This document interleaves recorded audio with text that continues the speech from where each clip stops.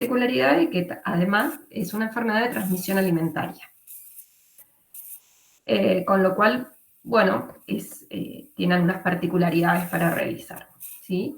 Tanto triquinosis como hidatidosis son dos zoonosis endémicas en Argentina, afectan gran parte del territorio nacional. Triquinosis cursa en brotes y tiene algunas provincias que están más afectadas, pero igual tenemos casos en todo el país.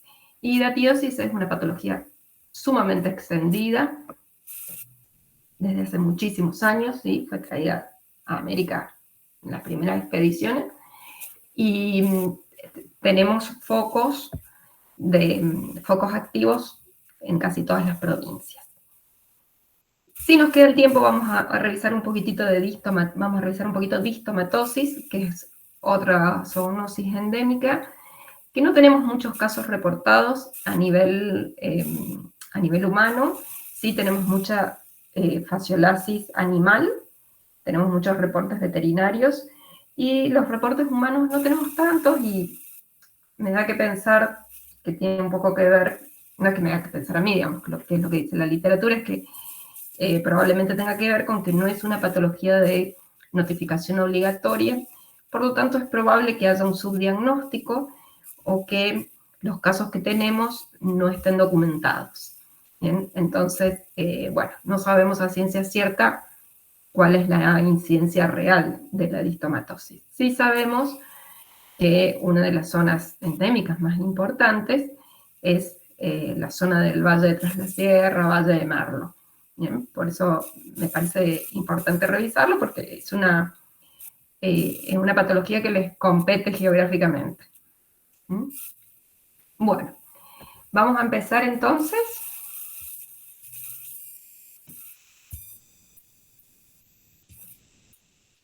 Sí, profe.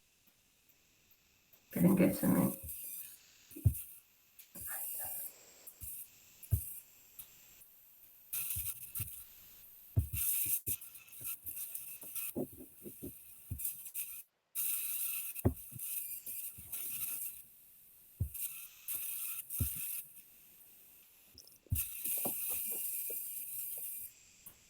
Yo tenía un...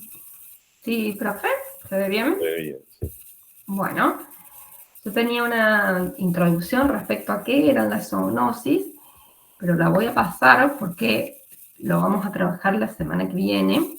Vamos a trabajar un poquitito más el concepto de cuáles son estas patologías transmisibles desde los animales vertebrados al ser humano o desde el ser humano a los vertebrados.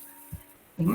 Sí, sepan que dentro de la zoonosis tenemos distintos agentes etiológicos, no solo parásitos, también virus, bacterias, hongos, y muchos de los que vimos en esta materia están catalogados dentro de las zoonosis endémicas en Latinoamérica. Con lo cual, bueno, esto le da una especial importancia, sobre todo porque tenemos que tener siempre presente que las zoonosis no son erradicables, ¿sí? Porque están distribuidas en el ecosistema y tenemos reservorios animales. Entonces, si bien podemos controlar la cantidad de casos en humanos, en algunas patologías, con algunas medidas de prevención o de tratamiento, en general nunca podemos hablar de erradicación. Por eso hablamos de enfermedades emergentes o reemergentes, porque a veces hacen ciclos donde disminuyen la cantidad de casos un par de años y después vuelven a emerger, muchas veces incluso con más fuerza que lo que tenían anteriormente. Bien, vamos a empezar entonces el tema de hoy con triquinosis. ¿Se acuerdan este cuadrito que habíamos visto cuando vimos el mintos? ¿Sí? Los dos parásitos, los tres parásitos que vamos a ver hoy son de la familia de los helmintos. Los helmintos, les recuerdo, son parásitos pluricelulares que tienen en general algunos diferenciados en macho y hembra y otros hermafroditas. Dentro de estos helmintos tenemos un grupo que tienen el cuerpo aplanado, ¿sí? Que se denominan platelmintos, que pueden ser segmentados en proglótides o pueden ser indivisos. Dentro de los segmentados, que se denominan cestodes, Tenemos aquellos que se fijan con ventosas o aquellos que se fijan con bótrides. Y dentro de este grupo tenemos al Echinococcus granulosus, que es el agente etiológico de la hidatidosis, de la equinococosis y de la hidatidosis. El Echinococcus es una tenia, ¿sí? Como tenia solium, tenia saginata, que veíamos cuando vimos enteroparasitosis. El Echinococcus es una tenia que, bueno, por lo tanto, hace una infección en el intestino del perro, que es su hospedador definitivo, y nosotros, los seres humanos y el ganado, vamos a alojar el estadio larvario del parásito. Por lo tanto, nos vamos a comportar como hospedadores intermediarios. Entonces, hasta acá hablamos de los platelmintos segmentados. También teníamos platelmintos que eran indivisos, que se llamaban tremátodes. Dentro de los tremátodes tenemos a Fasciola hepática, que es el agente etiológico de la fasciolasis, ¿sí? O distomatosis, bien, que es esta patología que les comentaba recién, que resulta endémica en nuestros valles. Y finalmente los nematodes eran aquellos que eran cilíndricos, estos sí tienen sexos separados y cuerpos indivisos, y dentro de los nematodes, dentro de los afasmidios, porque no carecen de un órgano receptor que los fasmidios sí tienen, dentro de este grupo se ubica triquinela, que constituye el agente etiológico de la triquinosis. Bien, recuerden que las tenias son hermafroditas y están conformadas morfológicamente por una cabeza, un cuello y un cuerpo formado por un montón de proglótides unidas. En el caso del equinococo no tiene, o sea, tiene solamente 3 proglótides, es un cuerpo corto, bien. Y Fasciola, que es indiviso, tiene la morfología como si fuera de una hoja, de ahí su nombre de Fasciola, pero no tiene divisiones en su organismo y también es hermafrodita. Bueno, muy bien, vamos a empezar entonces con triquinosis. La triquinosis o triquinelosis es una parasitosis endémica producida por un nematode del género Trichinella, ¿sí? Que se va a adquirir por la ingesta de carne cruda o mal cocida de cerdo o de otros animales carnívoros. Decimos siempre que está asociada al consumo de cerdo porque es la carne de animal carnívoro o omnívoro que consumimos con más frecuencia, digamos, desde un punto de vista cultural. Pero de pronto el consumo de otro tipo de carnes, por ejemplo jabalí, podría tener también un riesgo. Bien, la caza del puma está vedada por ley, pero bueno, sin embargo hay quienes lo cazan y lo consumen. Ese también es un riesgo, siempre que hablemos de animales carnívoros. No se transmite por el consumo de carne de vaca, por ejemplo, o de pollo, porque son animales que tienen otro tipo de alimentación, entonces no adquieren ellos la triquinosis. Bueno, y el otro punto es cuando hablamos de carne cruda o mal cocida. Esto ya lo tocamos un poquito cuando hablamos de toxoplasmosis. La carne cruda o mal cocida que nosotros habitualmente consumimos es el salame, la bondiola, el jamón crudo, la panceta. Todos esos son carnes, el chorizo colorado, digamos, todas esas embutidos o chacinados, ¿bien? Que se consumen después de preparar la carne mediante procesos de condimento, digamos, cuando se condimentan, se salan, se secan, pero en ningún momento se cocinan en el fuego, ¿bien? Y la salazón, el ahumado, el secado, no son métodos de cocción, ¿sí? De pronto cambian la apariencia de la carne porque la deshidratan o porque cambian, digamos, porque oxidan sus proteínas, pero eso microbiológicamente está crudo, ¿bien? Y si la carne está infectada con algún microorganismo, el microorganismo está viable. La otra forma de consumir es por el consumo de carne que no está correctamente cocida, ¿sí? Por ejemplo, cuando los cortes de carne más grandes, que son como lomo, una bondiola, y cuando ustedes ven que cortan la porción de carne y el centro está rojito y está jugoso, eso microbiológicamente está crudo, porque significa que no hemos alcanzado la temperatura correcta por el tiempo necesario. Y por lo tanto, si ahí hubiera algún quiste de alguna larva enquistada, van a estar viables. ¿Sí? Y esto corre tanto para toxoplasmosis como para triquinosis. Otra forma de comer carne insuficientemente cocidas a veces con las empanadas, sobre todo, por ejemplo, las empanadas árabes, que el relleno no se precocina, sino que se pone la carne molida cruda dentro de la masa y eso se pone al horno y eso se cocina 15, 20 minutos, pero no es suficiente para cocinar correctamente la carne. Bien, entonces eso hay que tener en cuenta, sobre todo porque son alimentos de consumo habitual y frecuente, que come toda la familia, y tenemos que tener especial cuidado con los grupos epidemiológicos que tienen mayor riesgo de enfermedad grave o aquellos en los cuales no podemos ofrecer tratamiento. ¿Sí? Por ejemplo, los inmunodeprimidos que tienen mayor riesgo siempre de enfermedad grave, o las pacientes embarazadas o los menores de 2 años no pueden recibir antiparasitarios. ¿Sí? Los antiparasitarios están contraindicados durante la gestación y están contraindicados en menores de 2 años. Por lo tanto, o por lo menos no recomendados. Entonces, es muy difícil el tratamiento de estos grupos epidemiológicos, por lo cual la indicación tiene que ser no coma, así, lisa y llanamente. Después, si el paciente no hace caso, problema del paciente, ¿no? Ya vemos después qué hacemos. Pero la indicación médica tiene que ser precisa. El paciente no tiene esta información, entonces somos nosotros los que les tenemos que dar la indicación. El niño menor de 2 años no puede comer chacinados, no puede comer salame, no puede comer carne insuficientemente cocida. ¿Sí? La embarazada no puede comer este tipo de preparaciones. La triquinosis se caracteriza porque cursa en brotes epidémicos, ¿sí? Imagínense que el muchacho pesa alrededor, no sé, 80, 100 kilos, entonces muchas personas pueden comer de esa cantidad de carne. Bien, el chancho está infectado en su totalidad, entonces cualquier preparación que se haga con ese ejemplar va a estar contaminada.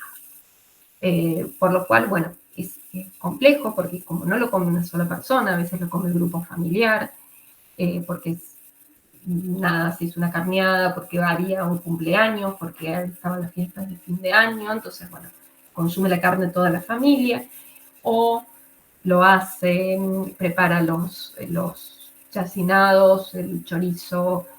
El chorizo es un punto importante, ¿no? Porque si bien es algo que uno consume cocido, ¿sí? No comemos chorizo crudo, pero a veces se cocina de manera insuficiente, ¿sí? Entonces hemos tenido brotes.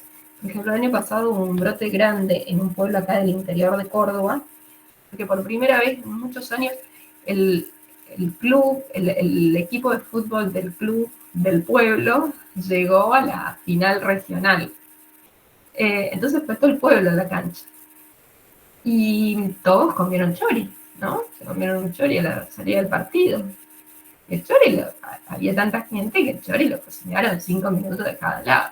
Bueno, la mitad del pueblo se infectó con triquinosis. Y fue un bande, ¿no? Porque usted imagínese un pueblo que tenía 5.000 habitantes, que 2.000 presentan certificado médico que no podían hacer nada, no podían ir a trabajar, no podían ir a la escuela. Fue un problema que colapsó la infraestructura local. Por supuesto que el sistema de salud también se vio sobrepasado por esa eventualidad. Pero bueno, esto quiero decirles, cursan en brotes, hay muchas personas que comen de la misma fuente alimentaria, y clínicamente, y eso es un dato importante, la mayoría de los pacientes refieren haber comido chacinados, y si no refieren se lo tenemos que preguntar. Si yo les pregunto a ustedes, ¿te acordás lo que comiste hace 30 días atrás? Y ustedes probablemente no lo recuerden. Bien, entonces si le preguntamos al paciente, ¿qué comiste en los últimos, comiste algo diferente en el último mes? Y tal vez no haya retenido el dato. Entonces tenemos que preguntar específicamente sobre el consumo de chacinados o sobre el consumo de carne insuficientemente cocida. Hubo un brote, como tú dices, en el sur de Córdoba, en 65 casos, en Serrano, Río Cuarto, ahora hace poco. Sí. La otra característica que tiene la triquinosis es que tiene una distribución estacional, y justo ahora estamos en la época. ¿Por qué sucede esto? Porque generalmente los chacinados, porque hablamos siempre de Córdoba, las provincias que tienen más casos, que reportan más casos, son Córdoba, Santa Fe y Buenos Aires.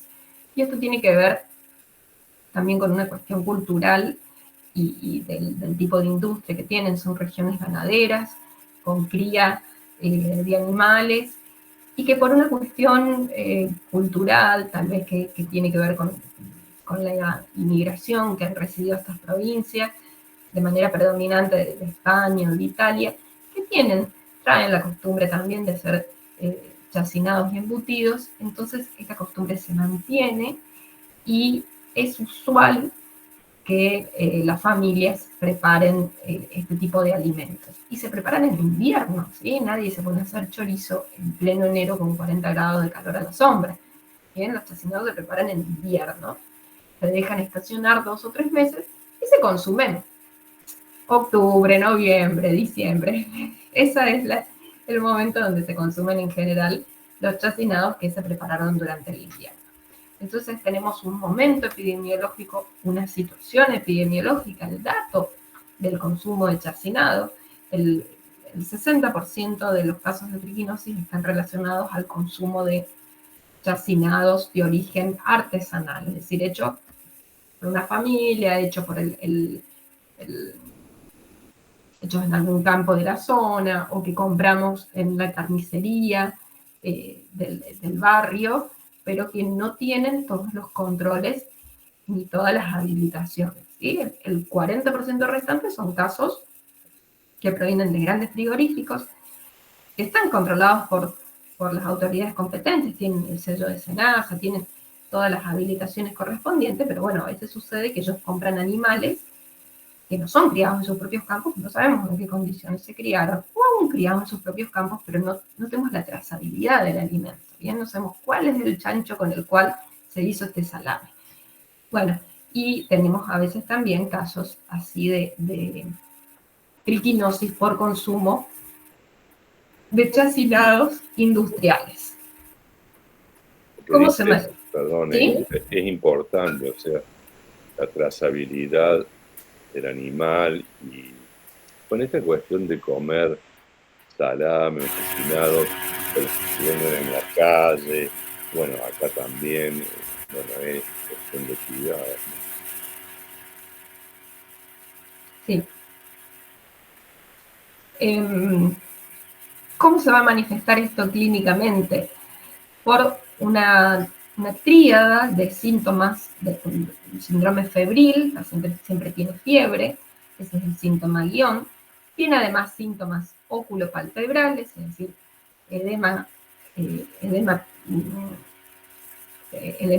los párpados, bipalpebral, no me sale la palabra, edema bipalpebral, inyección conjuntival, como si fuera una conjuntivitis, ¿sí? Mialgias, mucho dolor muscular, y eosinofilia.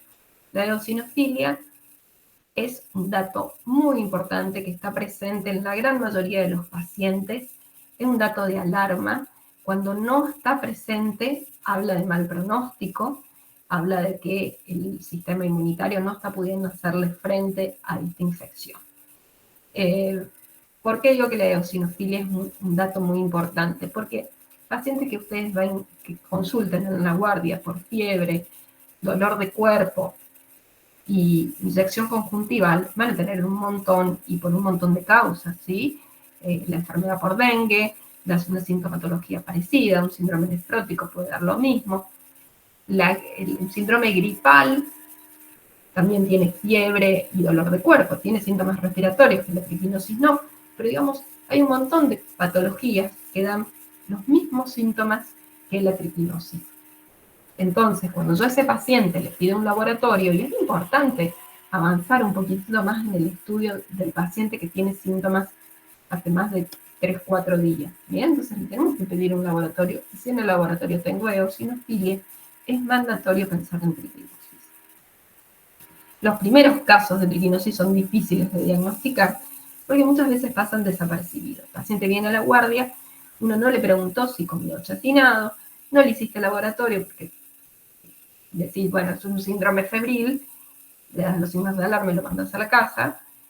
Y bueno, ya después cuando está establecido el brote, cuando hay brotes hay alertas epidemiológicas y informan a todos los centros de salud, bueno, che, mira, tenemos un brote de triquinosis en tal barrio, en tal localidad. Entonces uno empieza a buscarlo, ¿sí? Cuando el paciente dice que viene de esa localidad y tiene un cuadro compatible, bueno, uno ya pregunta de manera más dirigida y pide el laboratorio buscando la eosinofilia. Entonces es un poquito más fácil porque nos empezamos a buscar a los casos de manera activa. Pero el desafío es poder diagnosticar los primeros casos de un brote que muchas veces pasan desapercibidos.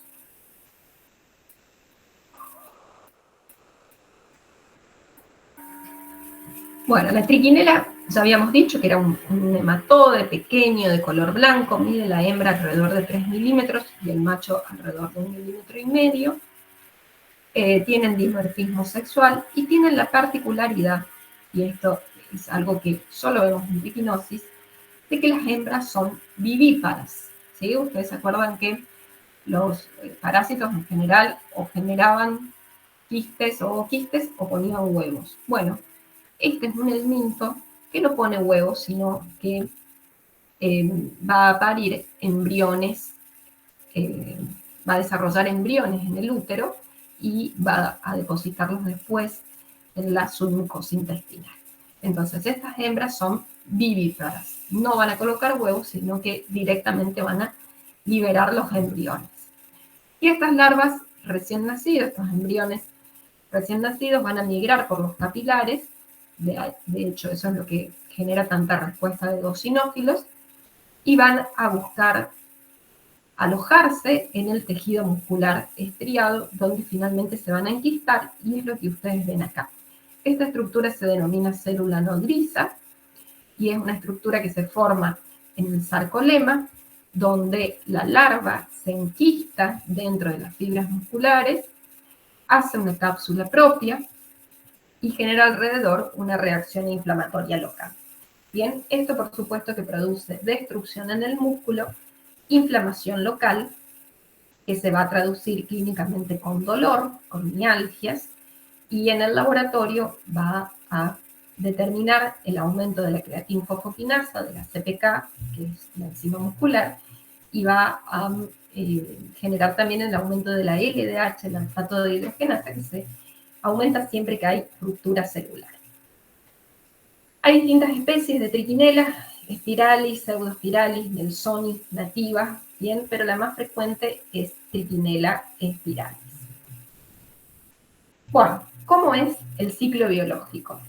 El ciclo biológico de triquinosis es bastante particular, así que necesito que me presten atención, porque es un ciclo autoheteroxénico, es decir, que es un ciclo biológico directo, porque se cumple de manera completa en un hospedador, pero tiene varios hospedadores posibles, ¿bien? Y el ciclo se cumple en cada uno de ellos. Los primeros hospedadores originales son los roedores, ¿sí? Los roedores adquieren la triquinosis por canibalismo. Hay alguna rata infectada que es cazada por otra rata del mismo grupo. Los roedores tienen la particularidad de que se comen los ejemplares que están enfermos o las crías cuando se supera la cantidad de animales que puede sostener la manada. Entonces, bueno, practican el canibalismo y así pueden sostener la infección dentro del grupo. Las ratas a veces sirven de alimento a los cerdos y ahí es como los cerdos adquieren la infección. Y acá hay un punto importante que tiene que ver con la crianza del cerdo. ¿Sí? No es lo mismo que yo críe un cerdo en un espacio limpio, controlado, donde yo maneje el alimento que le doy, a que críe el cerdo a campo abierto, que le dé un poco de comida y un poco de restos de otros alimentos, y otro poco el chancho se las rebusca solo, y bueno, ese cerdo criado a monte, criado a campo abierto, es el que mayor riesgo tiene de comer una rata y de esa manera infectarse. En todos los animales, en todos los integrantes de este ciclo, se cumple el mismo ciclo. Se come una carne cruda o mal cocida que tiene una larva enquistada viable en su interior. ¿Por qué digo viable? Porque si esa carne estuviera cocida, la larva sigue estando pero está muerta, con lo cual no es viable y no es capaz de generar una nueva infección. ¿Bien? Pero en el roedor ocurre el mismo ciclo que en el cerdo, y en el cerdo ocurre el mismo ciclo que en el ser humano. Entonces, el cerdo come una carne de rata que tiene larvas enquistadas viables, desarrolla la triquinosis y las larvas de triquinela se enquistan en el tejido muscular del cerdo. Cuando nosotros comemos cerdo crudo o mal cocido, en forma de chacinado o de carne insuficientemente cocida, nos vamos a infectar por vía digestiva, por un mecanismo de carnivorismo, porque comemos carne cruda o mal cocida, donde el elemento infectante va a ser la larva enquistada viable dentro del sarcolema. Entonces, nosotros comemos esa larva. Una vez que llega al estómago, las fibras del aparato digestivo disuelven las fibras musculares, los ácidos del aparato digestivo disuelven las fibras musculares, la larva queda libre.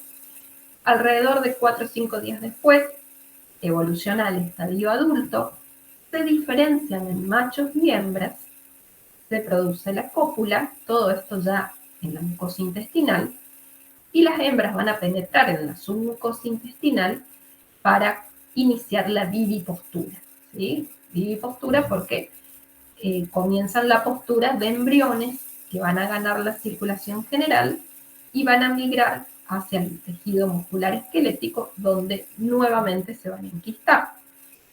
Nosotros somos hospedadores terminales porque después no hay otro predador por encima del ser humano que venga a cazarnos y comernos crudos.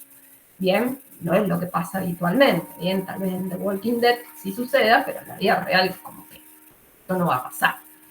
Bien, entonces, por eso nosotros somos hospedadores terminales. Es decir, que el ciclo se mantiene en la naturaleza por roedores y jabalíes. Y el hombre por allí puede intervenir, pero no es necesario.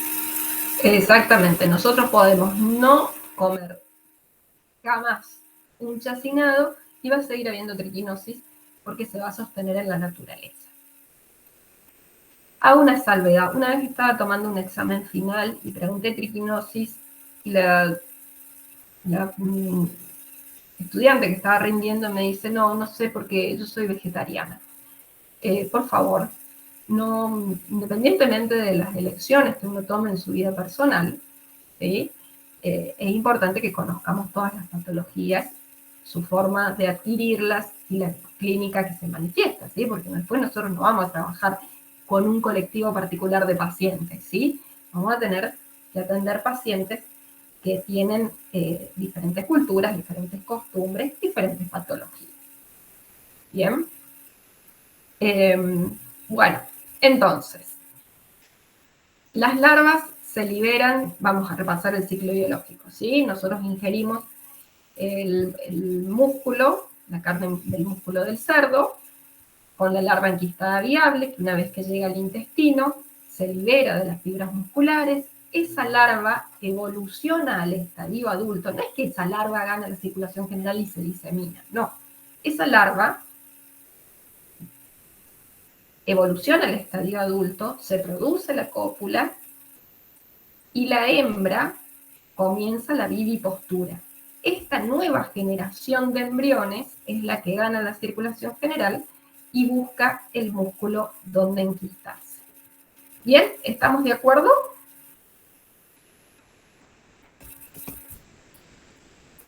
¿Sí? ¿Quedó claro el ciclo? Sí, profe. Sí, profe. Bien, bien, muy bien. ¿Cómo se va a manifestar esto clínicamente? ¿Sí? Nosotros tenemos, la primera etapa de la enfermedad ocurre en el intestino, donde tenemos una invasión de parásitos que van a estar evolucionando, van a estar copulando, van a estar penetrando en la submucosa intestinal para realizar la vivipostura.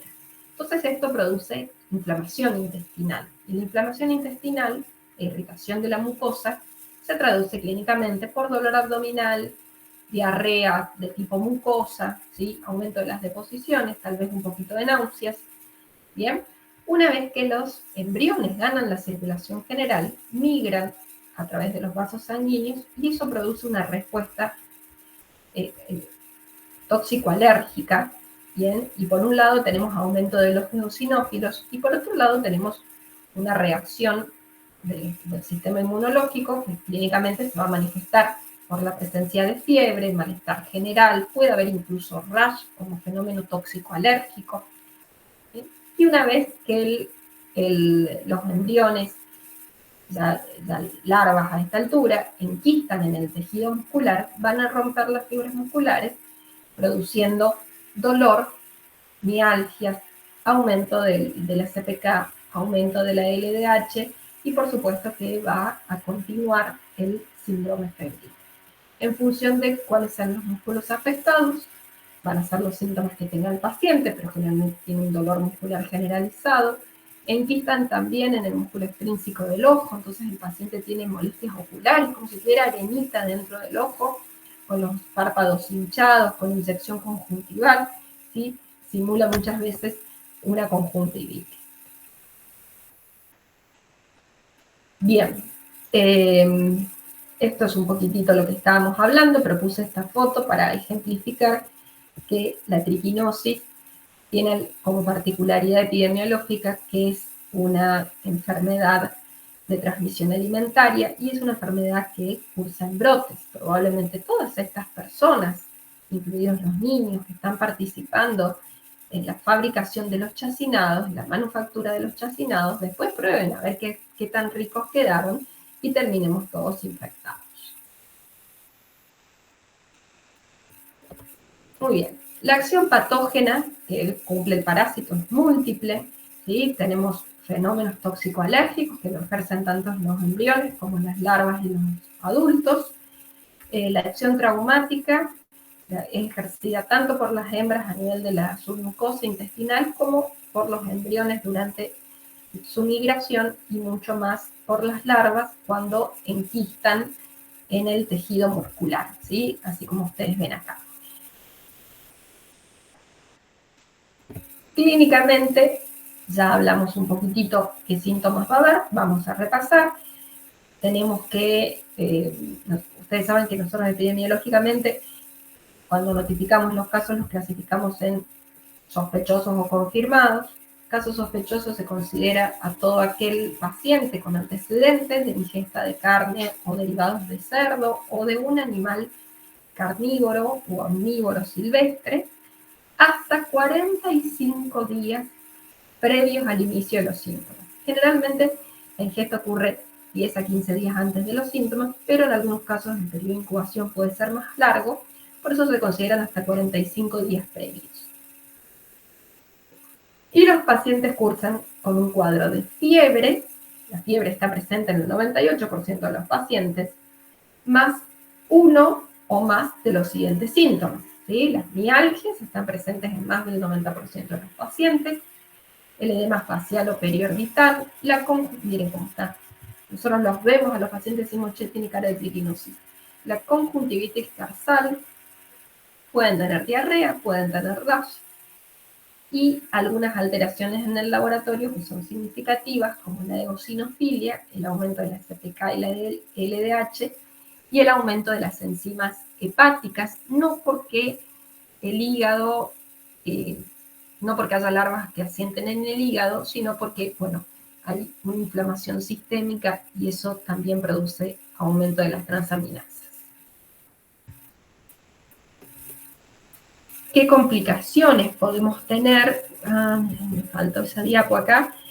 Dentro de las complicaciones que pueden presentar los pacientes, pueden tener mialgias prolongadas en el tiempo. A veces el paciente se sigue sintiendo mal 20 días, un mes después del inicio de los síntomas, sobre todo si la cantidad de larvas enquistadas fueron muchas.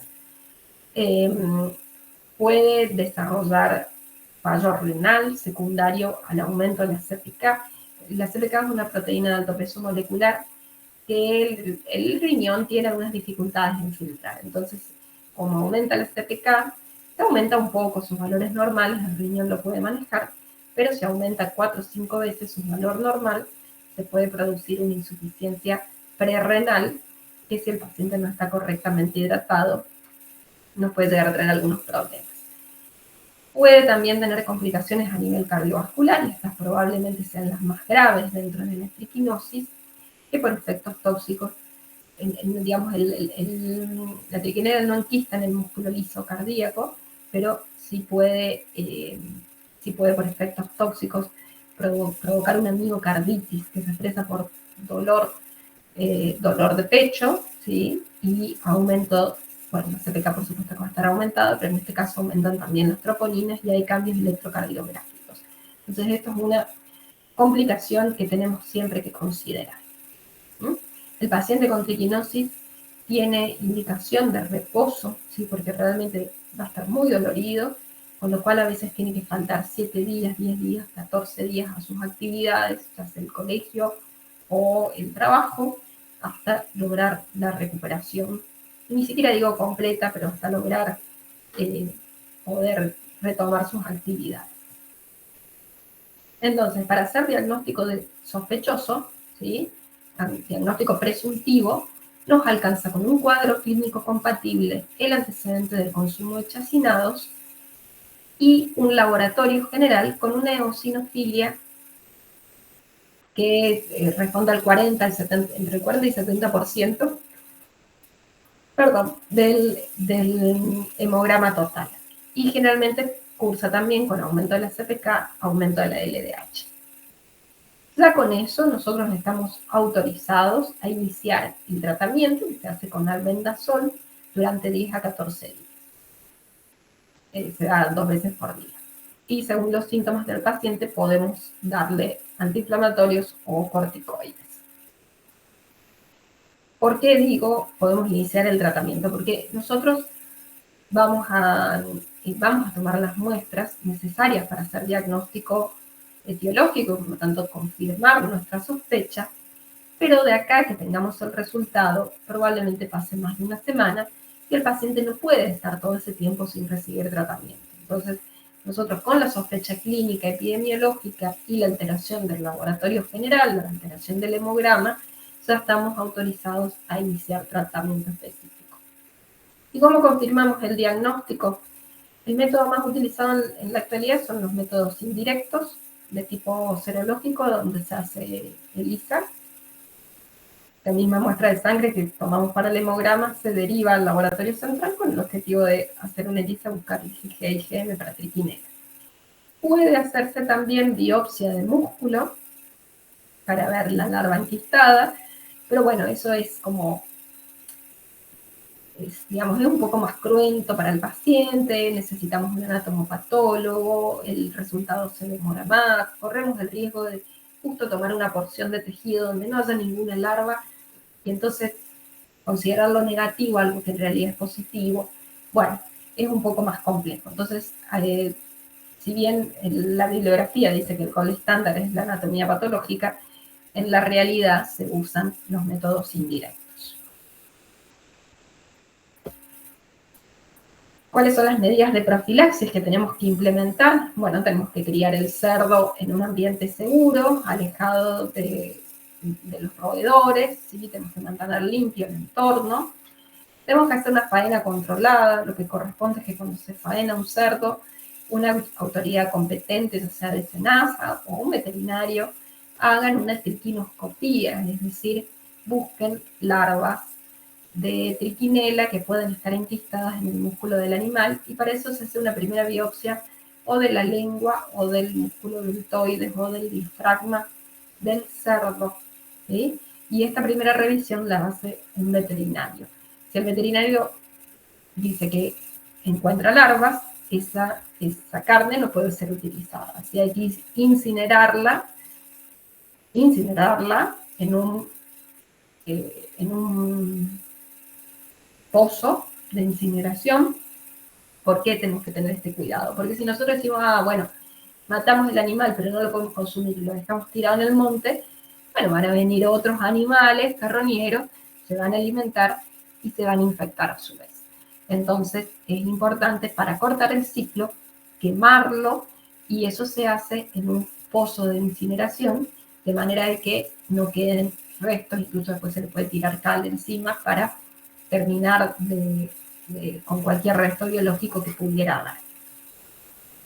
Es importante también la correcta cocción de las carnes, ¿sí? Y consumo chacinado, lo pongo con signo de preguntas porque, como les decía al comienzo, para algunos grupos epidemiológicos, la indicación de profilaxis tiene que ser no consuma. Por supuesto que si vamos a consumir, tienen que ser chacinados, que tengan trazabilidad, que sepamos de dónde vienen, que estén controlados por autoridades competentes, sobre todo por el veterinario que nos pueda garantizar que no están implicados, que no se fabricaron con un cerdo infectado. Bien, que eso por ahí si compramos un salame en no sé dónde, en la vía pública, bueno, no tenemos forma de controlarlo. Bien, ¿estamos hasta acá? ¿Alguna pregunta con triquinosis?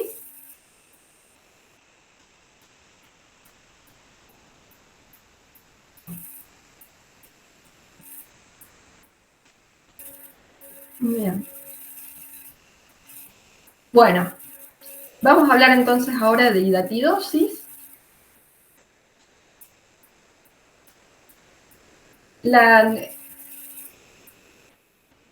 Me quedo pensando, ¿ustedes están del otro lado? ¿No? Porque siempre escucho las mismas 2 o 3 voces y me queda la duda de cuánta gente conectada realmente. ¿Sí? Así que yo sé que por ahí ustedes no pueden abrir el micrófono por distintos motivos, pero por lo menos pongan un pulgar arriba, algún signo de vida del otro lado, así nosotros quedamos tranquilos de que ustedes están. ¿Sí? Ahí entonces el profe también se puede fijar quiénes están presentes. Algún signo de vida. Claro, sí, yo siento que por ahí hablo sola, hablo sola mirando, les cuento a los pájaros, yo vivo en un lugar donde hay muchos pájaros, les cuento a los pájaros que están en la ventana sobre la hidatidosis. Bueno. Hay varios dedos levantados. Bien, bueno, me quedo más tranquila. Bien. Bien, seguimos entonces. La hidatidosis también es una zoonosis parasitaria, histoparasitaria en este caso, producida por el estadio larvario de la tenia del Echinococcus granulosus. ¿Cómo es esto? Bueno, el Echinococcus granulosus sabemos que es un helminto del grupo de los cestodes, es una tenia, ¿sí? Prima hermana de Teriasole, una tenia saginata,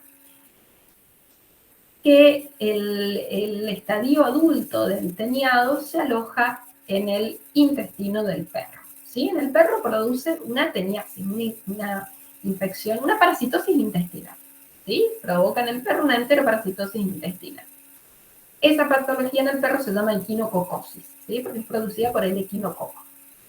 Bueno, el estadio larvario de este parásito, recuerden ustedes que los helmintos tenían tres formas biológicas. El adulto que ponía los huevos, y a partir del huevo se desarrollaban las larvas, y las larvas maduraban al estadio adulto. Bien, entonces, el adulto está en el intestino del perro, es el que pone los huevos que se diseminan en el medio ambiente y son ingeridos se diseminan en el medio ambiente y contaminan el suelo, el agua, los alimentos, bien, y son ingeridos por el ganado, ¿sí? Por el ganado, por las cabras, por las ovejas, o pueden ser ingeridas también por el ser humano, que de pronto come una verdura de la huerta que no estaba cercada y que estaba contaminada con materia fecal del perro, o toma agua de una fuente de agua que está contaminada, o se pone a jugar con el perro, ¿sí? Le hace un cariño al perro, o el perro viene y lo lame, se pone a jugar con los niños de la familia.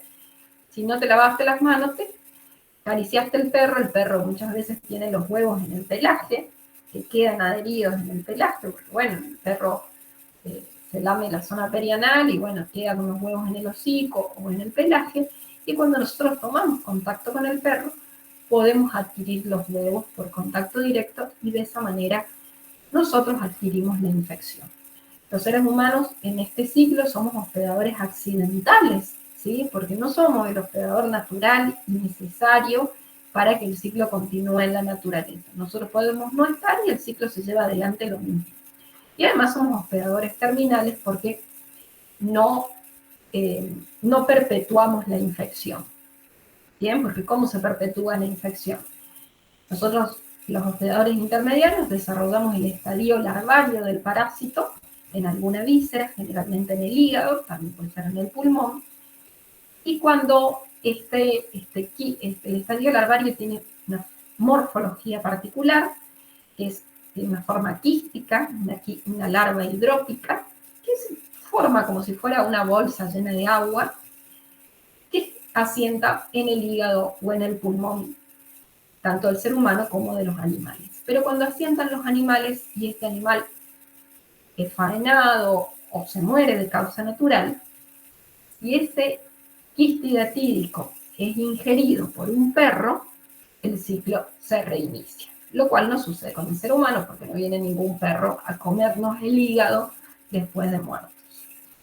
¿Bien?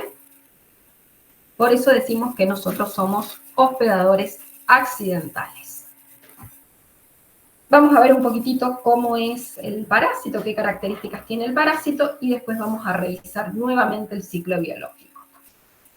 Dijimos que este es un parásito platelminto, es decir, es aplanado, es un cesto segmentado, acá lo pueden ver ustedes, tiene una cabeza, un cuello y un cuerpo formado por una sucesión de proglótides, en este caso 3, donde la última proglótide es la proglótide grávida, que tiene las vellosidades uterinas, tiene las prolongaciones uterinas, que se van a llenar de huevos y van a salir al medio externo. Esta proglótide, cuando los huevos están maduros, se desprenden y sale al medio externo, regando el suelo con los huevos.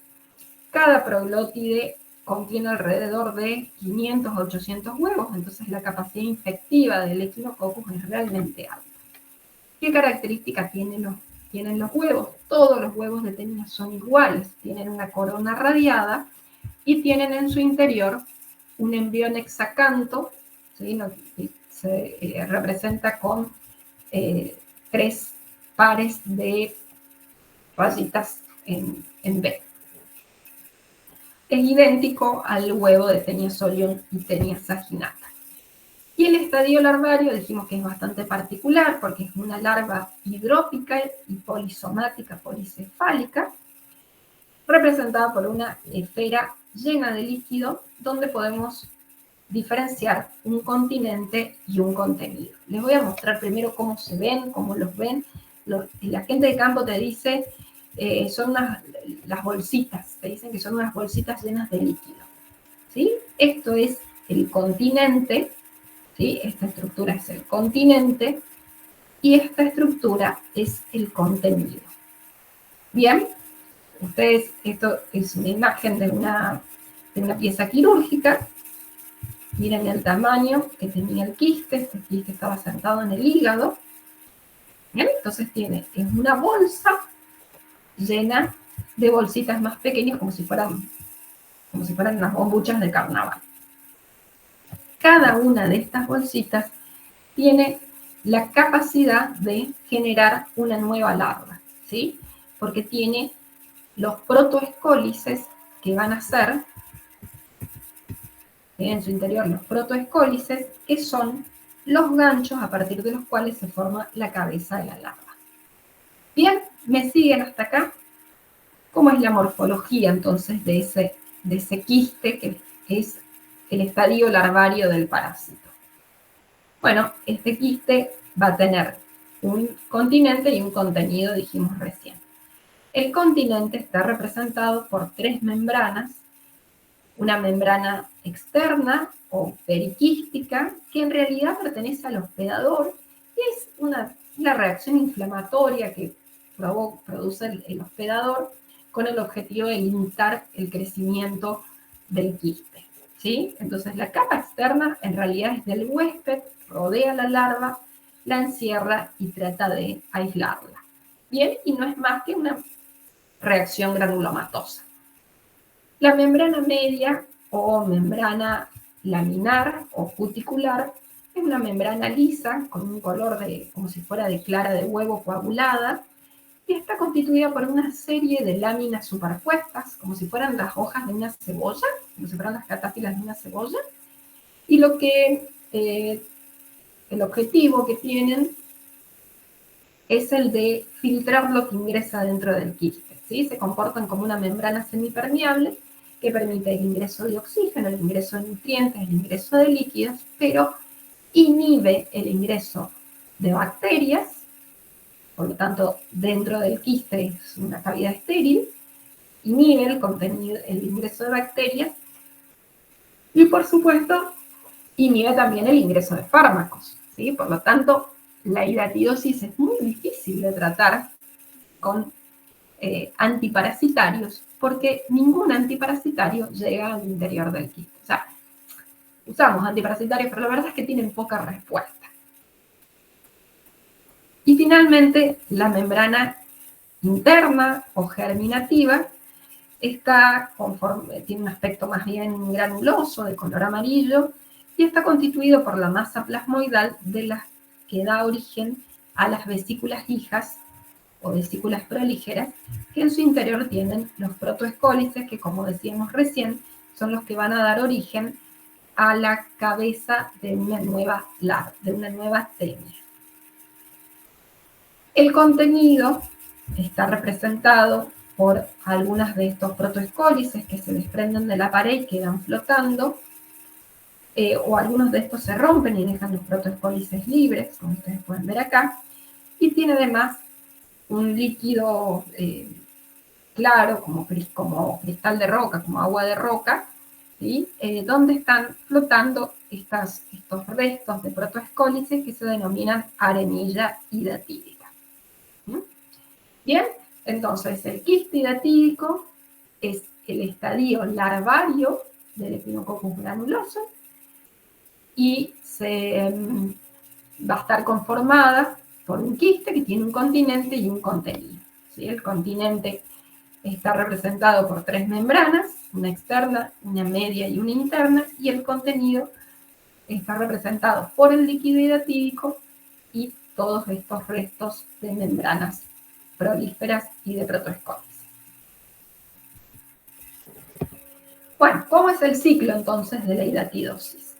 Dijimos que el perro es el hospedador definitivo y es el que va a desarrollar el estadio adulto del parásito, ¿sí? Lo alojan en su intestino, la tenia se prende del intestino, desarrolla las 3 proglótides, la proglótide terminal, una vez que se carga de huevos y estos huevos maduran, sale al medio externo y estos 500 o 800 huevos contaminan el medio externo, contaminan el suelo, la huerta, el agua, el pelaje del perro, ¿bien? Y pueden ser ingeridos por el ganado de pequeño tamaño, generalmente tienen que ser ganado herbívoro, que se alimente de pastura, ¿bien? Entonces generalmente están representados por cabras, por ovejas, ¿sí? Por chivos. Algunas especies afectan caballos, pero bueno, generalmente los que tenemos en nuestra zona son de este ganado de pequeño tamaño. Bien, una vez que ingresan los huevos dentro del hospedador intermediario, lo mismo pasa con el ser humano, llegan al intestino, llegan al estómago, se disuelven las envolturas ovulares y el embrión va a migrar por vena porta, llega al hígado y generalmente el hígado, que tiene también una función de filtro, impide que este embrión continúe circulando. Entonces, una vez que llega al hígado, se asienta en el hígado y se desarrolla el quiste hidatídico, que es el estadio larvario del parásito. Si logra sortear el hígado, puede llegar, por ejemplo, a pulmón, que es el segundo lugar en orden de frecuencia donde tenemos más quistes. Y si sortea el pulmón y llega al corazón derecho y desde ahí gana la circulación general, bueno, en ese caso puede diseminarse y hacer estructuras quísticas en cualquier lugar del organismo. Cuando digo en cualquier lugar, digo sistema nervioso central, digo hueso, digo riñón, ¿sí? Va a enquistar en cualquier lugar del cuerpo. Bien, tanto del ser humano como del hospedador intermediario natural, que es el ganado. Bien, ¿qué es lo que va a pasar con el ganado? Cuando este ganado se muere o es faenado, estos quistes hidatídicos son ingeridos por el perro y se reinicia el ciclo. ¿Qué pasa? Generalmente cuando en los campos siempre tenemos 3 o 4 perros. Cuando va a estar faenando, los perros están en salto por un bizcocho, ¿sí? Por así decirlo, y quieren los restos de la faena, ¿sí? Para ellos es Navidad, imagínense toda esa cantidad de carne. Entonces muchas veces en el campo, y acá hay un problema cultural grave, es decir, bueno, si le doy las vísceras a los perros, y ahí es donde los perros adquieren la parasitosis y el ciclo se prolonga. O a veces este animal muere de muerte natural y es atacado por carroñeros, por perros o por zorros, y entonces eso sostiene el ciclo de la naturaleza. ¿Cómo pensarías vos esta cuestión de estoy alimentando a los perros con carne cruda, porque es algo común, y a la vez tengo una huerta? Bueno, esto es algo muy usual en la actividad de campo. ¿Sí? En todos los campos tienen 3 o 4 perros. Hay una cuestión cultural, como decíamos recién, que donde si las familias no son conscientes de la importancia y de la frecuencia de la hidatidosis, no le dan relevancia al hecho de alimentar a los perros con carne cruda. Estamos hablando de lugares donde el acceso al agua, el acceso a las formas de cocción no son fáciles y no son iguales que las que tenemos en la ciudad. No es que vos abrís la canilla y sale agua. A veces son lugares que tienen agua de perforación o agua de pozo o que traen agua desde no sé dónde. Entonces, de pronto la cocción de los alimentos no es tan sencilla. Obviamente que no tienen gas natural, tienen gas de garrafa y lo usan para cocinar sus propios alimentos. Entonces, cocinar el alimento de los animales no es una prioridad. ¿Bien? Y tampoco son animales que están alimentados con Doggy Premium, ¿sí? No es que le compramos la bolsa de alimento al perro como se la compramos en casa. Son animales que están alimentados con los restos que quedaron de la comida del día. Entonces, están acostumbrados a comer requecho y bueno, y es muy sencillo para ellos comer los restos de la faena. ¿Sí? Esto es algo que pasa con frecuencia. Y a veces, cuando ven que el tejido no está en buenas condiciones, el tejido del animal que faenaron, porque tiene quistes, a veces los reconocen a los quistes, pero se lo dan los perros igual, porque entienden que, bueno, yo no puedo comer esto que no está bien, se lo doy al perro. Y ahí es donde el perro se infecta. ¿Mm? Sobre todo esto tiene relación con los lugares donde se hace faenas familiares, donde se faena el animal dentro del campo de la familia. Un poco distinto es, ahora muchas veces lo que hacen es vender los animales vivos y se faenan en un matadero. Y bueno, acá un signo de pregunta también sobre cuáles son las condiciones sanitarias del matadero, si las vísceras están infectadas, se descartan de manera segura. Y cuando hablamos de descartar de manera segura, estamos hablando de un pozo donde la podamos incinerar o le podamos tirar cal viva, ¿sí? Que es lo único que nos va a matar los protoescolices. Bien, pero si yo lo pongo en una bolsa de residuos y lo saco a la vía pública y en 3, 2, 1 va a venir un perro de por ahí y se lo va a comer. Bien, entonces es muy importante que si encontramos una víscera que está infectada, se la descarta de manera segura. Y en esta patología es una patología donde los médicos tenemos que trabajar codo a codo con los veterinarios, con los agrónomos, ¿sí? Con la gente que trabaja en el campo. Está prohibida la faena, digamos. Domiciliaria. Sí, está prohibida, pero bueno, la verdad que se hace. No es legal, pero se hace. Profe, no me hagan hablar, hay un montón de cosas que están prohibidas y se hacen. Y otra que está permitida y también se hace. Bueno. Perdón. Bueno, entonces, ¿dónde vamos a tener los quistes en el ser humano? Y los quistes los vamos a encontrar generalmente en el hígado, donde hay mayor cantidad de quistes, con un poco menos de frecuencia en el pulmón, y después en el resto del organismo. Por supuesto que tenemos más casos de hidatidosis en las zonas ganaderas, ¿sí? En las zonas donde tenemos cría de ganado, y además está decir que constituye un problema de salud pública porque afecta no solamente al ser humano, sino que también afecta la producción animal. Y es un evento de notificación obligatoria, ¿sí? Cuando nosotros tenemos un caso de hidatidosis, lo tenemos que notificar y siempre se intenta reconocer dónde el paciente adquirió la hidatidosis de manera de controlar los animales de ese campo. Mire, este es un mapa muy viejo ya, me quedó muy desactualizado, es del 2012, ya tiene más de 10 años. Creo que no tengo el otro mapa. Pero sigue siendo vigente en el sentido de que, con el objetivo, este mapa tiene vigencia con el objetivo de que ustedes vean cómo la hidatidosis se extiende en todas las provincias. Misiones también tiene casos, ¿sí? No deben estar notificados, por eso no está pintado, pero también tiene casos, estoy segura. Bien, entonces se extiende con mayor o menor frecuencia, pero se extiende en todas las provincias. Y en provincias que se dedican a la cría de ganado de pequeño tamaño, tienen mayor incidencia. Bueno, ¿cuál sería la fisiopatogenia en esta patología?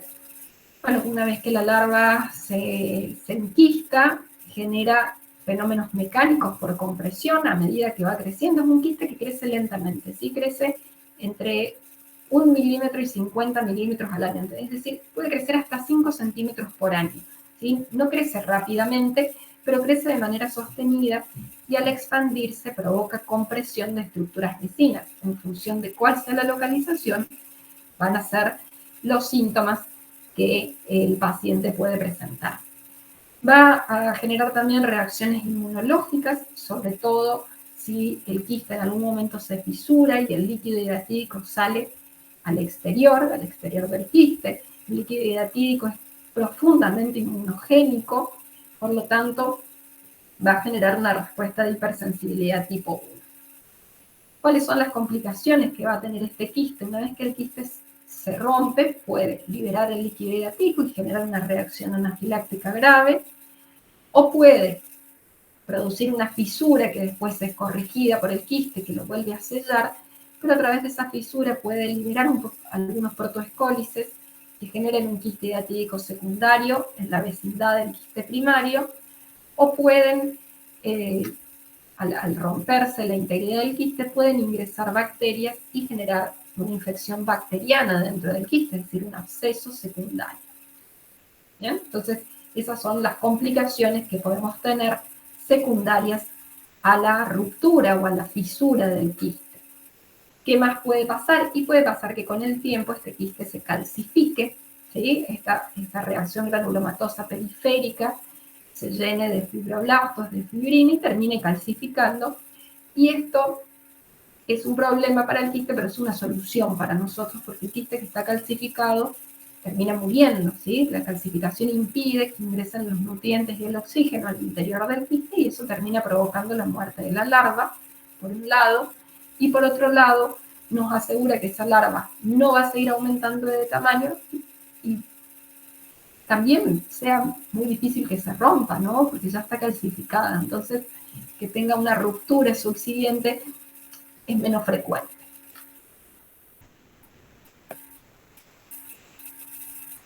¿Cómo se expresa esto clínicamente? Bueno, habíamos dicho que lo más frecuente es que los quistes asentaran en el hígado, el 80% de los quistes asientan en el hígado y se comportan como una masa ocupante de espacio que van a comprimir estructuras vecinas, pueden dar un poco de dolor hepático o epigastralgia, intolerancia a algunos alimentos, crisis de prurito recidivante, esto es bastante común también, como una reacción alérgica asociada, y eosinofilia si tenemos ruptura del quiste. Si el quiste está entero y no salió nunca líquido hidratídico, no va a haber eosinofilia. La hidatidosis pulmonar es más frecuente en el borde externo de la base pulmonar derecha, que a veces es secundario, a veces el parásito migra a través del diafragma y ubica ahí, bien, y a veces llega por circulación general.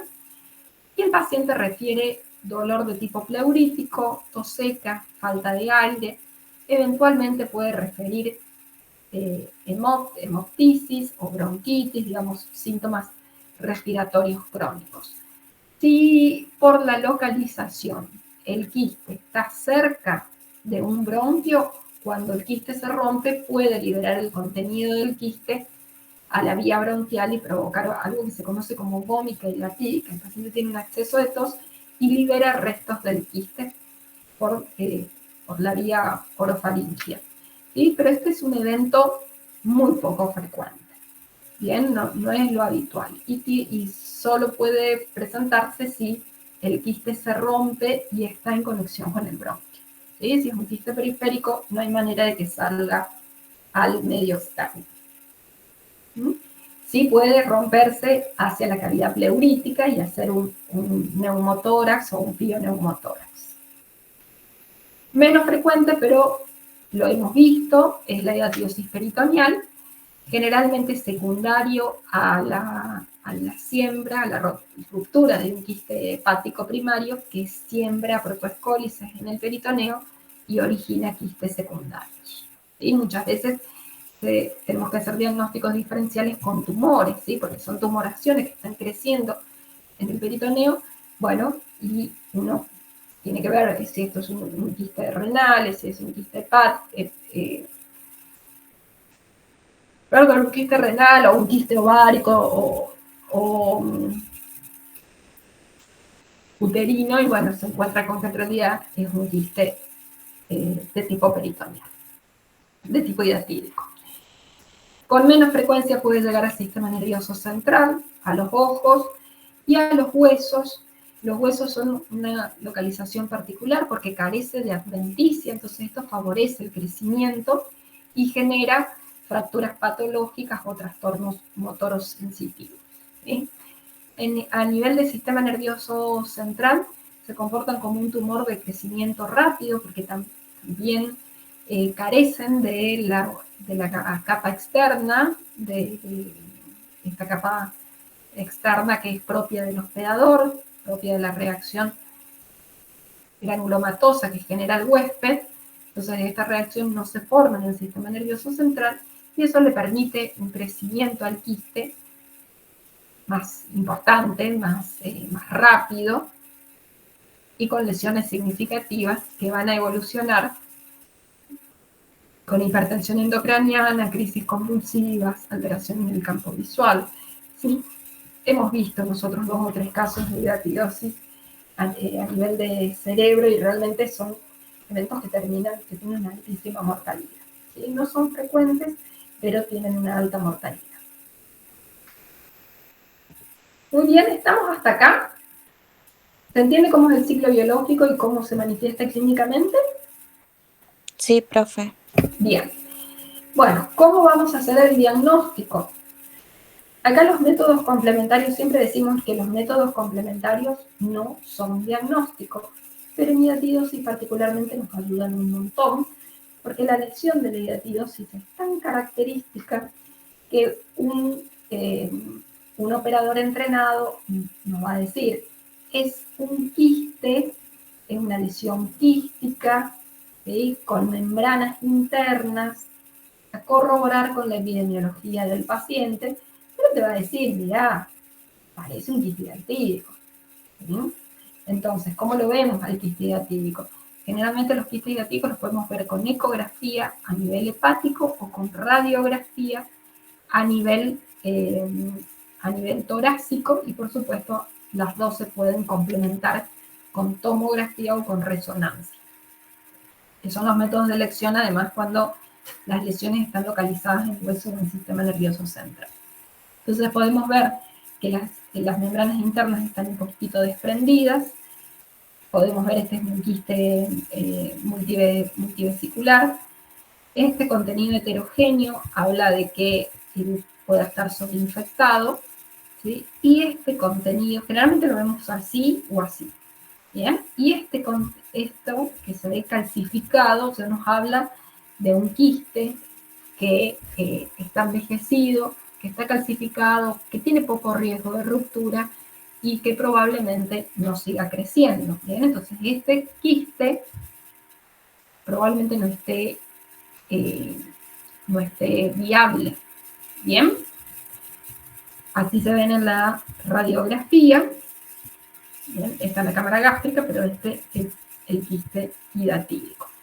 Entonces, nosotros tenemos un paciente que viene con una manifestación clínica compatible, con molestias a nivel de hipocondrio derecho, con síntomas respiratorios crónicos, que tiene el antecedente de haber vivido o haber trabajado o haber visitado una zona rural, ¿sí? Puede ser que el paciente no haya vivido, pero tenía los abuelos que vivían en el campo y los iba a ver en el verano, ¿bien? Y hay otros pacientes que no tienen, que no refieren no refieren un dato epidemiológico. Así que decir, pero vos no me viste en el campo, no estoy, y no, nunca.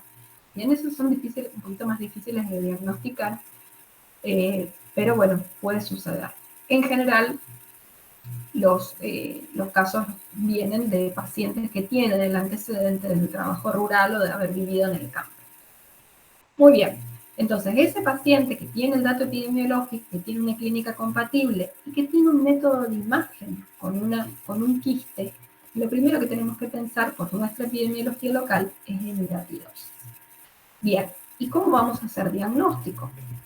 Ustedes saben que si el quiste se rompe y se libera el líquido hidatídico, que es profundamente inmunogénico, el paciente puede tener una siembra secundaria o una reacción anafiláctica. Por lo tanto, tomar una muestra del quiste no es una opción, ¿sí? Porque corremos el riesgo de romperlo, ¿sí? El quiste se toca solamente si lo voy a sacar, pero no se hace biopsia del quiste hidatídico. ¿Bien?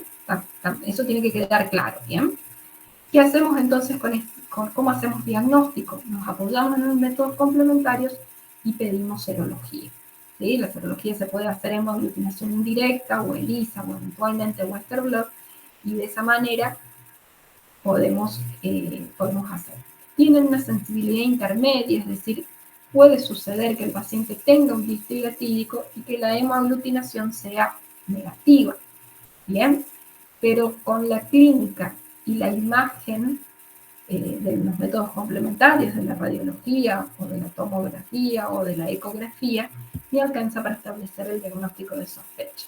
La serología va a confirmar ese diagnóstico, pero si la serología es negativa, no descarta la enfermedad.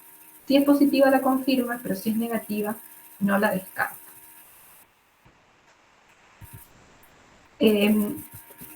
El tratamiento, la hidatidosis tiene tratamiento, el tratamiento a veces es médico y a veces es quirúrgico y a veces es expectante. Si es un quiste chiquitito que ya está calcificado, a veces podemos expectar y ver cómo sigue.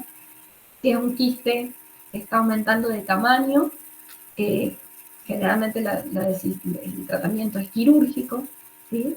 Cuando el quiste está en el hígado, a veces se puede intentar un tratamiento médico para ver si se puede frenar el crecimiento, pero recuerden lo que decíamos antes de que los antiparasitarios penetraban muy poco dentro de la cavidad quística, por lo cual el tratamiento no tiene muy buen resultado. Y siempre que tenemos un quiste por fuera del hígado, en algún otro órgano, tiene indicación quirúrgica, ¿sí? Sí o sí se opera. Todo quiste que está por fuera del hígado o que tiene más de 5 centímetros o que es muy sintomático o que está en una localización que corre el riesgo de romperse, se opera. ¿Sí? O sea, la mayor parte de las veces tratamos de operar. ¿Sí? Son pocos los casos donde decimos, bueno, vamos a expectar. ¿Sí? A veces el paciente tiene un riesgo quirúrgico muy alto y es un quiste pequeño que está calcificado. Bueno, en ese caso a lo mejor podemos esperar. La otra vez me derivaron un paciente, tenía 85 años, tenía un quiste de 3 centímetros en el riñón, que lo habían encontrado de casualidad, no le daba ninguna sintomatología. Dijimos, bueno, vamos a ver si el quiste ya estaba calcificado, el paciente tenía 85 años, ¿sabes hace cuánto que podía llegar a tener ese quiste ahí? Entonces dijimos, vamos a hacer una ecografía cada 4 o 6 meses y vamos a ver cómo sigue. Distinto es el caso de otro paciente que tuvimos también, que consultó en la guardia porque tenía dolor epigástrico, decía el paciente, y cuando lo revisan, pues el paciente se revisa completo, no importa que venga porque le duele el pie, ¿sí? Hay que revisarlo completo. Y cuando lo revisa, mi compañero me dice, che, tiene una hipoventilación en la base pulmonar derecha. Tiene una hipoventilación marcada, ¿no? No es que, bueno, se escucha poquito, no se escucha nada. Y bueno, vamos a hacer una radiografía, y cuando hacemos la radiografía, no es esta la radiografía del paciente, pero era parecida, encontramos un quiste en la base del pulmón. Entonces le hacemos una tomografía, el paciente era de otra provincia, era de Catamarca, de una zona rural de Catamarca, tenía el antecedente de trabajo en el campo, entonces, bueno, dijimos esto es un quiste hiatídico y cuando hacemos la tomografía para confirmar, efectivamente tenía un nivel que, bueno, era un quiste hiatídico típico, así que bueno, empezamos el tratamiento con antiparasitarios, pero ya con la idea de completar el tratamiento con la cirugía. ¿Sí? Íbamos a un servicio de tórax para completar el tratamiento. Bueno, ¿qué medidas tenemos que establecer para profilaxis? ¿Sí? Para prevenir. Primero, digamos, acuérdense que tenemos varios escenarios, ¿no? Por un lado, tenemos que evitar la infección del perro. Para eso, tenemos que evitar darle vísceras crudas a los perros. ¿Sí? Primera medida para cortar el ciclo, el perro no se tiene que alimentar de vísceras crudas. Segunda cuestión, lo tenemos que desparasitar. Para el perro es un parásito intestinal, entonces el perro hay que desparasitarlo cada 6 meses, lo que hemos hablado toda la cursada, tenencia responsable de mascotas. Tercer escenario, el segundo lugar, el ganado, cómo evitamos que el ganado se infecte. No le podemos decir al ganado que no tome agua, que no coma pastura, bien, pero sí lo podemos vacunar, ¿sí? Hay vacunas para el ganado. Las vacunas no son ni para el perro ni para la gente, es para el ganado. Son vacunas que son 3 dosis de vacuna. Nosotros en Argentina, si bien está disponible comercialmente, es cara, el Estado no la cubre, bueno, no, la verdad es que no se implementa.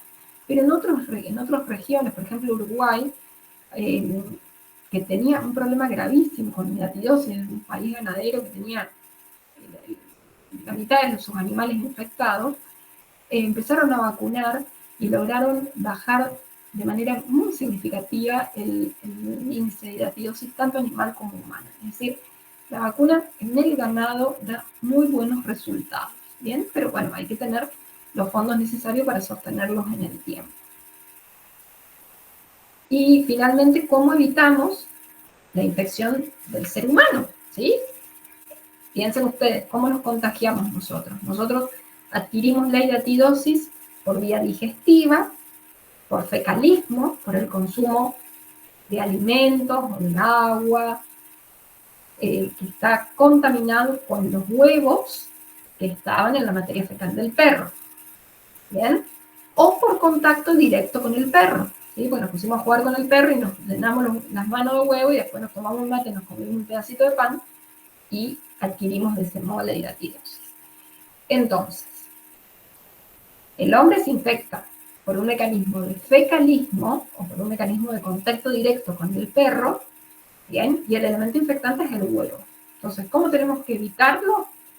Consumo de agua segura, lavado correcto de frutas y verduras, lavarse las manos después de jugar con el perro, ¿bien? Mantener las condiciones higiénicas básicas. Si estoy viviendo en el campo, el perro no tiene que entrar dentro de la casa, ¿bien? No tengo que tener un contacto cercano con el perro, y si no, tengo que mantener las medidas de higiene necesarias, tengo que tener la huerta cercada, y si no tengo la opción de agua potable, tengo que hervirla de manera que su consumo sea seguro. Muy bien, ¿estamos hasta acá? ¿Alguna pregunta con hidatidosis?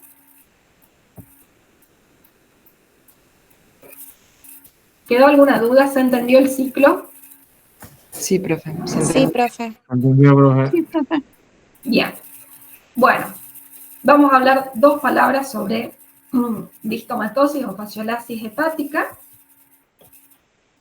Como les decía, es una enfermedad que, a diferencia de las 2 que vimos anteriormente, no es de notificación obligatoria, por lo tanto desconocemos cuál es su incidencia real. Sí sabemos que tenemos distomatosis en el ganado, porque hay muchos reportes veterinarios que así lo indican, pero no sabemos la prevalencia de distomatosis a nivel humano. La distomatosis es producida por un parásito que se llama Fasciola hepática.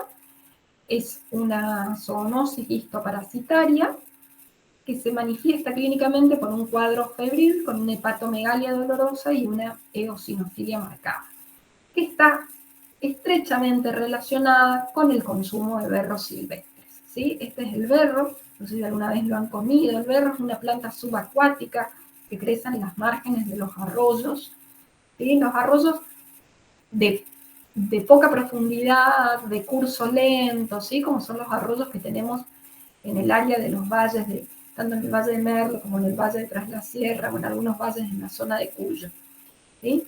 Son ríos mansos de poco caudal, ¿bien? Que permiten el crecimiento de plantas subacuáticas que se prenden del terreno, y que permiten la persistencia de caracoles, ¿sí? Del caracol, sobre todo, pueden haber muchos caracoles, pero el caracol que constituye el hospedador intermediario de la fasciola es un caracol del género Limnea beatrix, que es este que ustedes ven acá. Entonces, en estos arroyos de curso lento, tenemos el escenario completo. Tenemos los caracoles, tenemos las plantas acuáticas, donde se va a enquistar el parásito. El parásito en realidad se puede enquistar en cualquier planta acuática, pero ¿cuáles son las que nosotros comemos? Nosotros no comemos cualquier yuyo que sacamos del río, ¿sí? Pero a veces sí existe la costumbre cultural de comer berro, que es esta planta que es muy parecido el gusto a la chicoria, ¿sí? O a la rúcula, es un poquito más amargo que la rúcula. Se come cruda, se come en ensalada, entonces muchas personas la consumen de ese modo cuando la cosechan directamente del río. No es que no se pueda comer berro, pero si comemos berro, tenemos que comer berro de vivero, ¿sí? Criado en condiciones seguras, y no criado, no berro cosechado de la orilla del río. Bueno, entonces, el hombre adquiere la enfermedad cuando come el berro, o a veces diente de león, que también se suele comer en ensalada, silvestre, o excepcionalmente cuando toma agua del arroyo y justo se ingiere una metacercaria. Pero eso, bueno, es como mucho más accidental todavía. Nosotros somos hospedadores accidentales en este ciclo. En los hospedadores naturales están representados por el ganado caprino, ovino, bovino, que son los que habitualmente van al río a tomar agua y se alimentan de las plantas de la orilla. Bien, entonces, los hospedadores naturales en este ciclo están representados por el ganado, que se infectan al comer las plantas que tienen el estadio larvario del parásito enquistado. El estadio larvario del parásito se llama metacercaria. Entonces, ingieren las plantas acuáticas que están infectadas, desarrollan el estadio adulto del parásito, estadio adulto de la fasciola coloca unos huevos bastante característicos, son un poquito más grandes que los que vemos habitualmente, operculados, que salen con la materia fecal y contaminan el suelo, y de este modo el miracidio, que es el embrión de este parásito, va a buscar el caracol que le sirve de hospedador intermediario, lo va a parasitar y dentro del caracol va a desarrollar los estadios de esporoquiste, redia y cercaria. Esta cercaria va a romper el caracol y va a salir, va a salir al medio externo y va a migrar hasta tanto encuentre una planta acuática en donde enquistarse. Se enquistan en las fibras vegetales de las plantas acuáticas. Y ahí estas plantas son ingeridas por el ganado y se reinicia el ciclo. Accidentalmente, cuando el ser humano se come una ensalada de berro o una ensalada de diente de león o toma un poco de agua del arroyo, va a ingerir esta metacercaria, así se llama el elemento infectante, metacercaria, ingiere la metacercaria que está enquistada en el berro por un mecanismo de herbivorismo o de ingestión accidental, ¿sí? Y una vez que la metacercaria llega al estómago, se libera de las fibras vegetales y evoluciona al estadio larvario. El estadio larvario, la metacercaria es el estadio larvario. Migra por el peritoneo hasta llegar a la cápsula de Gleason a nivel hepático, perfora la cápsula de Gleason y busca los canalículos biliares, que es donde transforma a su estadio adulto, evoluciona a su estadio adulto, son hermafroditas, bien, por tanto acá no hablamos de macho y hembra, sino que son hermafroditas, y una vez que llegan a los canalículos biliares, tienen esta morfología en el estadio adulto, comienzan la postura de huevos que van a ser eliminados, arrastrados por la bilis y eliminados con las heces, ¿sí? Por eso los huevos tienen un color pardo amarillento, porque se tiñen con los pigmentos biliares. ¿Bien? ¿Se entienden? ¿Quieren que repasemos? El hombre se infecta al ingerir, los huevos contaminan el medio externo, los huevos generalmente son eliminados con las heces de los hospedadores definitivos, ¿sí? Porque somos hospedadores definitivos porque alojamos el parásito adulto. Tanto el ganado como el ser humano que defeque al aire libre contamina con la materia fecal los cursos de agua. Los huevos que se eliminan con la materia fecal liberan el embrión infecta el caracol, que es el hospedador intermediario.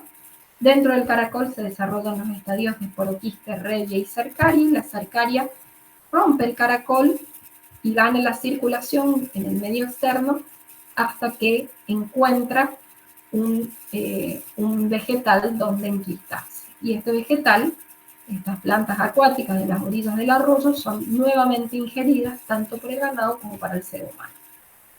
Esta metacercaria, una vez que llega al estómago, se libera de las fibras vegetales y el parásito migra por el peritoneo, penetra la cápsula de Gleason y desarrolla el estadio adulto dentro de los canalículos biliares. Nosotros no tenemos muchos casos notificados, hay menos de 700 casos notificados hasta el 2010, esa fue la recopilación más grande que se hizo, ahí abajo les dejo el artículo donde se publica esa serie. Después de eso, la verdad que no tenemos registros fehacientes, excepto algún que otro caso ahí suelto. Pero bueno, en Argentina sabemos que Córdoba, Catamarca, San Luis y Mendoza son las zonas geográficas que tendrían mayor incidencia. Ahí tenemos, este mapa se hizo en función de estudios serológicos, esto también nos llama mucho la atención. Uno ve, si uno hacemos screening serológico, vemos que la prevalencia de anticuerpos es muchísimo más alta que lo que nosotros vemos en la clínica. lo cual apoya la teoría de que la listomatosis en realidad podría estar subdiagnosticada. Generalmente el hombre se infecta entre enero y abril, que es cuando sale a la zona serrana a vacacionar y eventualmente puede consumir berro silvestre. Esto en el caso de los pacientes que viajen, pero bueno, también estas zonas tienen gente que vive de manera permanente en esa región y que puede consumir de manera habitual el berro o el diente de león silvestre. Generalmente 2 o 3 meses después de la ingesta del berro, el parásito llega a los canalículos biliares, ¿sí? Todo ese tiempo, alrededor de 2 meses, le lleva a migrar por el peritoneo hasta que llega al canalículo biliar. Y es ahí donde el paciente empieza a tener más síntomas. En la etapa de migración por el peritoneo, el paciente tiene, imagínense que el peritoneo es un área estéril y vos tenés ahí un parásito que se está caminando por la fascia, entonces eso genera dolor, genera irritación, genera algún episodio de fiebre o de rash como reacción tóxico-alérgica. Y una vez que el parásito llega al peritoneo, llega a la cápsula de Gleason, la perfora y alcanza los canalículos biliares, acá sí tenemos síntomas más marcados, como dolor abdominal de tipo cólico biliar, con trastornos hepatobiliares, con intolerancia a algunos alimentos, con crisis de fiebre o de urticaria, de rash con urticaria, y por supuesto de eosinofilia elevada como respuesta inmunológica. Este paciente que tiene la clínica como si fuera de un cólico biliar a repetición, con dolor en hipocondrio derecho, con crisis de dolor recidivante de tipo cólico, con fiebre, con urticaria, pero que además tiene eosinofilia y tiene el dato epidemiológico de haber vivido o haber visitado estas zonas endémicas, es importante que lo estudiemos para fasciolasis. El índice, digamos, el tiempo de espera habitual entre que el paciente inicia los síntomas y se logra el diagnóstico es de alrededor de 3 años. Entonces quiere decir que durante 3 años no pensamos en la posibilidad de fasciola y eso es algo que tenemos que tener presente en las zonas endémicas. Puede pasar también que tengamos diagnósticos erróneos, por ejemplo, que los síntomas se confunden mucho con los síntomas que da la litiasis biliar. Tiene una patología muy extendida en la población, el 30% de la población tiene litiasis biliar. Entonces a veces vemos un cálculo y decimos, vale, ¿qué pasa? Que tiene un cálculo y le sacamos la vesícula y el paciente sigue con síntomas después. Y entonces, ¿qué pasó? ¿Quedó algún cálculo rezagado en la vía biliar? ¿O en realidad los síntomas no eran por la litiasis, sino por alguna causa que todavía no descubrimos cómo podría ser esta parasitosis? Nos pasó con una paciente, la paciente la operaron de una colecistectomía, le sacaron la vesícula, porque la paciente tenía cólicos biliares a repetición, y después de la cirugía la paciente seguía sintomática, entonces le hacen una colangiografía, o sea, para mirar la vía biliar, y ahí en la colangiografía lo ven al parásito, ven a la fasciola ahí saludándolos. Bien, ay, no tengo acá la fotografía. Bueno, entonces eso, digamos, nos puede, es una de las formas de hacer diagnóstico, la visualización directa del parásito en la vía biliar. Otra forma de hacer diagnóstico es cuando encontramos los huevos en la materia fecal. Pero la verdad que eso es muy operador dependiente. A veces tenemos que tomar varias muestras y tenemos que avisarle, porque no es una parasitosis frecuente, entonces si el operador no está entrenado para buscar huevos de fasciola o no la sospecha, probablemente pasen desapercibidos. Entonces tenemos que decir al laboratorio, che, estoy buscando fasciolasis, fíjate si tenemos huevos perculados. Entonces, bueno, se hacen técnicas especiales para buscar. Bien, por supuesto que la principal medida de prevención es no comer berro silvestre y lograr una adecuada eliminación de excretas. Recuerden que las zoonosis son enfermedades endémicas, por naturaleza están distribuidas en el ecosistema, por lo cual tenemos que siempre pensarlas, tenerlas presentes y notificarlas, ¿sí? Para poder tener claras cuáles son las zonas de mayor prevalencia y que eso sirva de alerta para buscar nuevos casos y nuevos pacientes.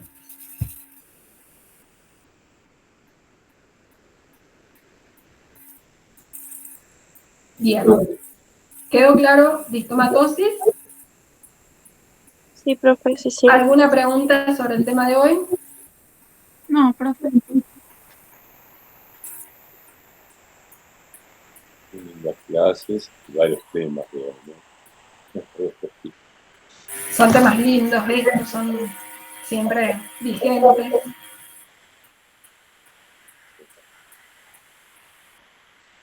Bueno, muy bien. Nos vemos el lunes entonces.